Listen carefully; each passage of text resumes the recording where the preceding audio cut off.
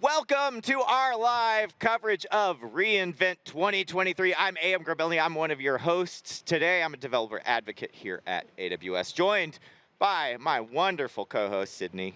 Hi, I'm Sydney Studi. I'm super excited to be back for day 2 of reInvent in Las Vegas. We talked about a ton of things yesterday. Oh, yeah. There's a lot of Amazon Bedrock conversations, generative AI, how you can use it in your applications, and we have tons of exciting content to go over today on AWS OnAir and all over the expo floor. So if you're here, come on by and see us. We're in the back in the corner.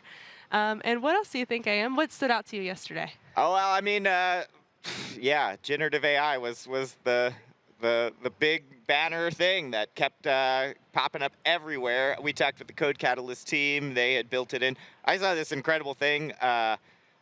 You can open an issue in Code Catalyst, describe what you want done in that issue, just like you would to, software engineer, assign it to Amazon Q, boom, it goes out and codes for you and opens a pull request. It was wild. Love it. But we are live today with you, so please put in chat your questions, put in chat where you're joining us from, put in chat what you're working on, what you're interested in, what you liked about the announcements yesterday.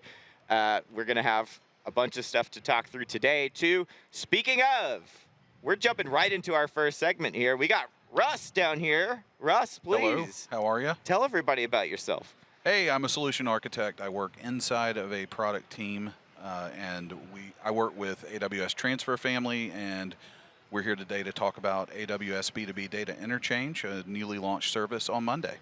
We Awesome. love newly launched services here, don't we? We sure do. We do. We love to talk about those. So do you want us to tell us a little bit about what's new and start from there? Sure, absolutely. So we launched AWS B2B Data Interchange. It's an EDI service, which is electronic data interchange or electronic data transformations. So think of these as a common language that people use to move all kinds of things through supply chains. So these are documents essentially that move between companies and make the whole world work under the covers is what I'm learning. EDI is kind of new to me, so it's been interesting for me this year to learn all about it. I've worked more on the data transfer side, moving the data business to business for most of my career, and now I'm learning all about EDI, in real time as we launch a service. Wow, yeah, and I have never worked with EDI, really. I've heard of it. It's a data format is what I think. Yeah. So something we were talking about this off camera. You were explaining it a bit to me. So it's a lot of different document formats or data formats, right? And okay. It really depends on the industry specific. I mean, today I'm going to give you a demo with what's called a 214 document that's commonly used in transportation, but there's all kinds of, in healthcare, you might use an 837, these documents have meaning to the people that use them. Sounds like I'm doing my taxes. Yeah, it feels like you're doing your taxes. No, so these documents, because they are in a common format, it accelerates a customer's ability to do business to business. Think of a supply chain. Yeah. You need to send out some sort of PO to a supplier, get them to send you some, shipping manifest. So that document would go over, it would get converted into another document type that would become a shipping manifest. That shipping manifest might go down to your warehouse and everybody gathers everything together, sends it back out. They may generate another EDI document and send it then to the shipping company that actually is going to come pick up and transport everything. So these, in supply chains, this is a really common format. And so that's, but what we're finding and what we learned because we move these types of documents for customers with Transfer Family is that customers really struggle with these formats. They're great for that type of supply chain or moving business to business data, but they're not great for things like data lakes or feeding the data into like an application that might pick it up. Yeah, I'm more familiar with that side of the world, and yeah, EDI is not really a supported data format in a lot of these these more analytics-based tools or things like that.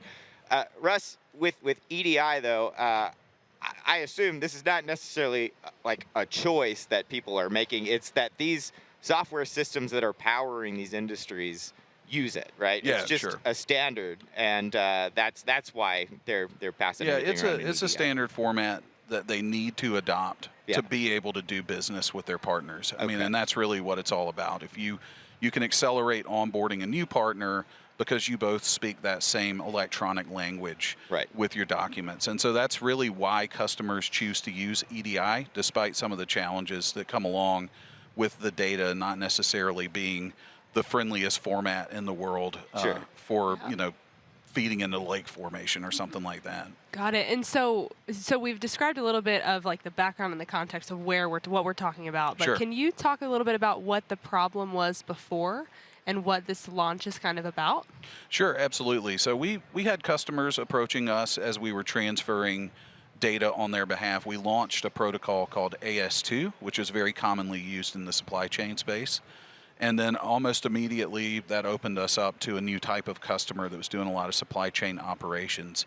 And we had customers coming at us saying, what we really need is to modernize our EDI. We've got these very large software driven, infrastructure. And we think about at Amazon, we think about undifferentiated heavy lifting. And this is the definition of it. You've got servers running operating systems, and on top of that, you have a heavy software stack with a large licensing agreement that you're generally renewing on an annual basis, and you're maintaining all of those pieces, the networking, the storage, and all of that is finite.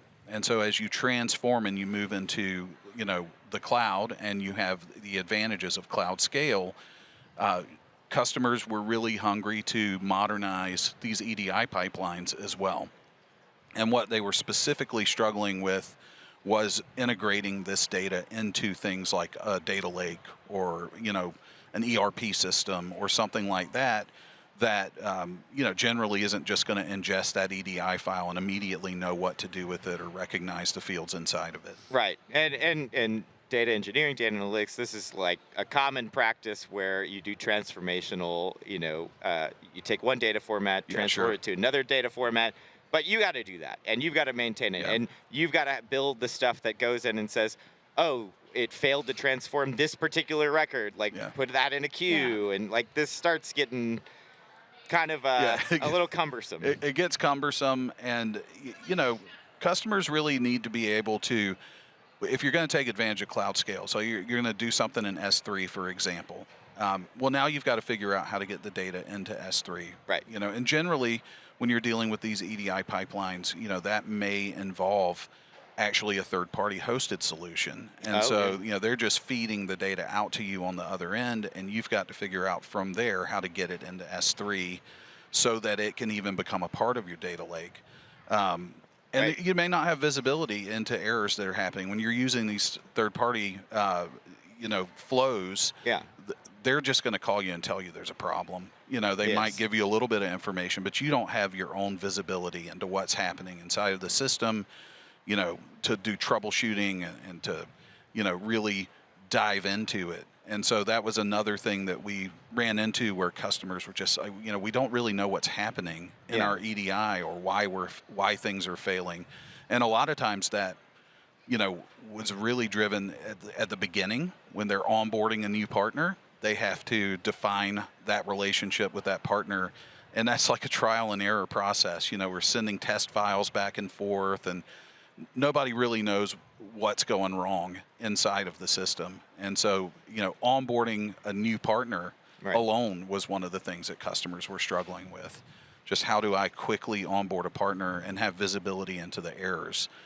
When you're dealing with a third-party solution, you're having to make phone calls, open tickets. Figure out how to export the data. I'm sure every system has a different, data export. You may have multiple systems that you're working across, right, in your EDI pipeline. Yeah, absolutely. And flexibility is a big problem, right? Because the output formats are often dictated by the platform that you choose to do your EDI. And so, you may not have your choice of just extracting raw JSON that you can then easily include in another pipeline. They may only transform it into some other EDI format and say, this is something that I was asking you earlier, Russ, when we were talking off, because for me, I could just go in and, get pandas or something and the Python library and convert JSON to Parquet, right? Like, and Sure, I sure. didn't have to.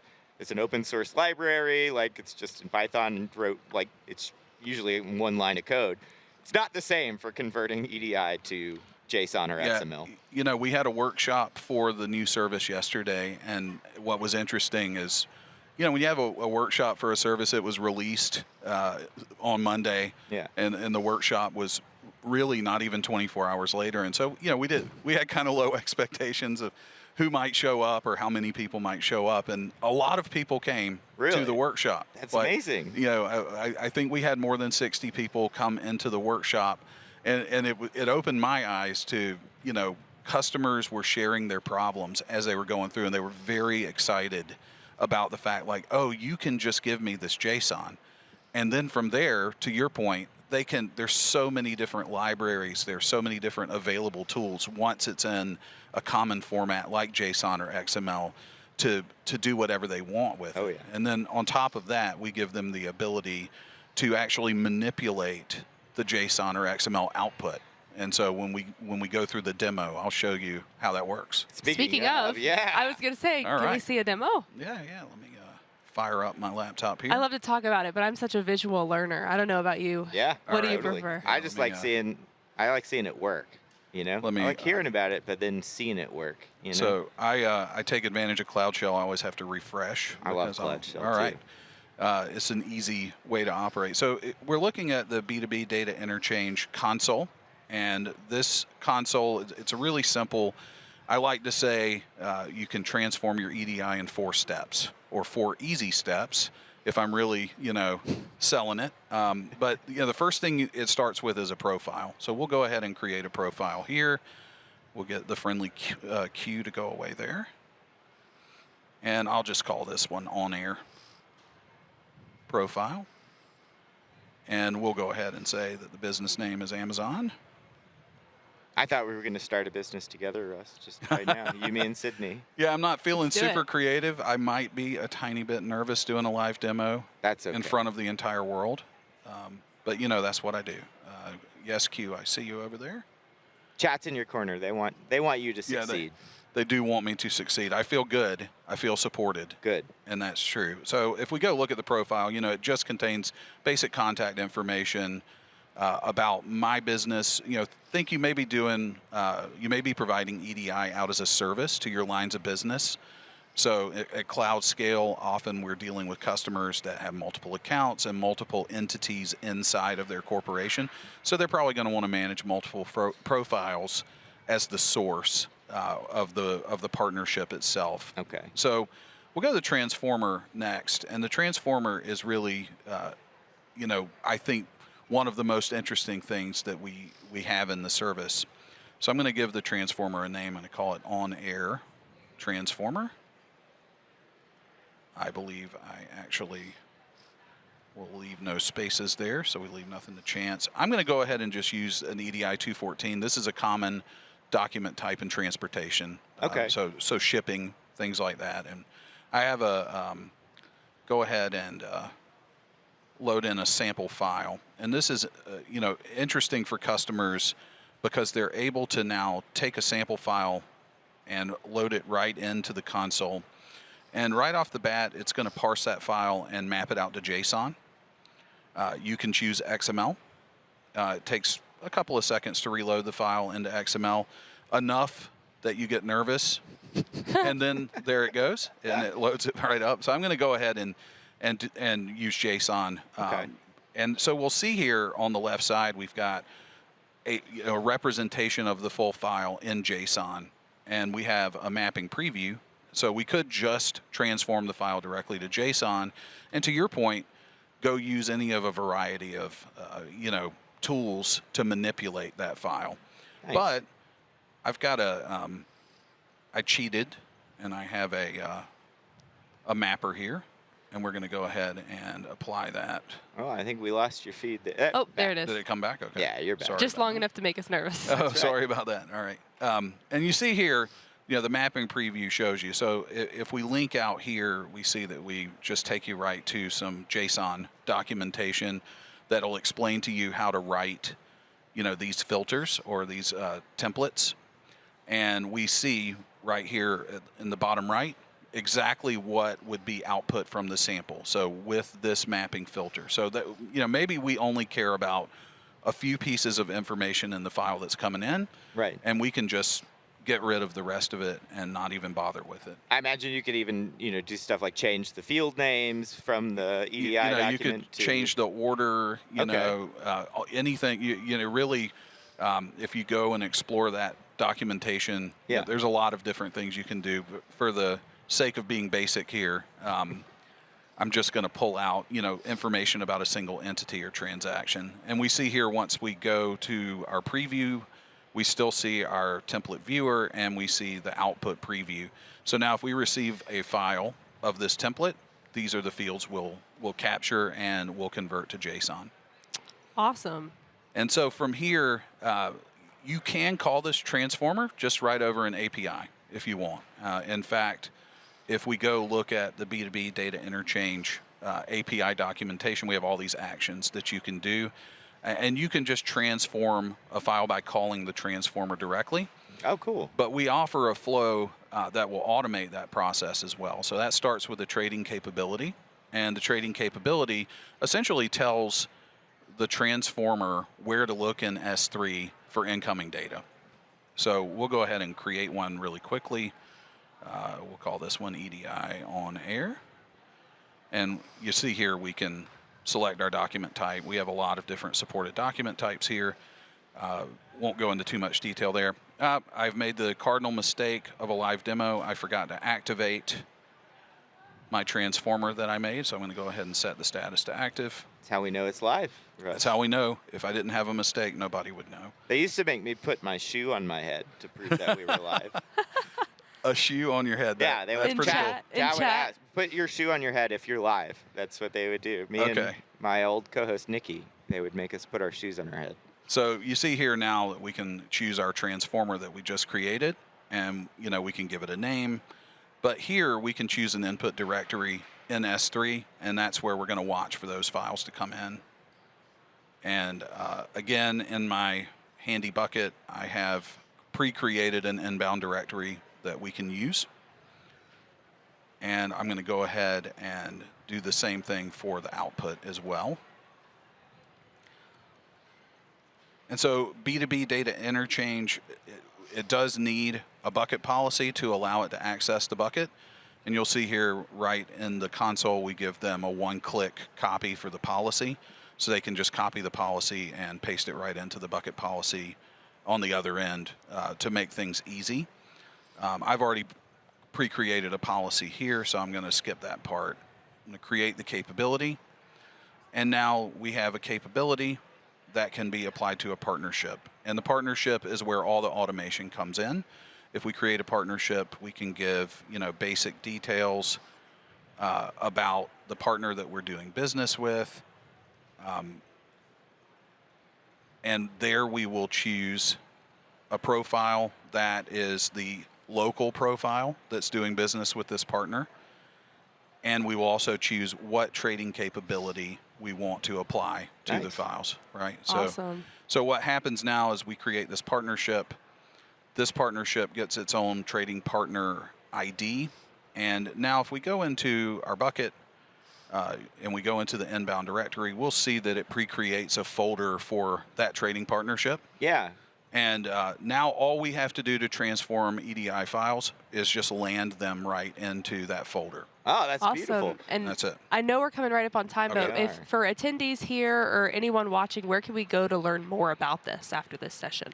So you can go directly to the product page for AWS B2B Data Interchange, and we've got links out to the documentation, and you'll be able to, from there, find our pricing and find our documentation and get started.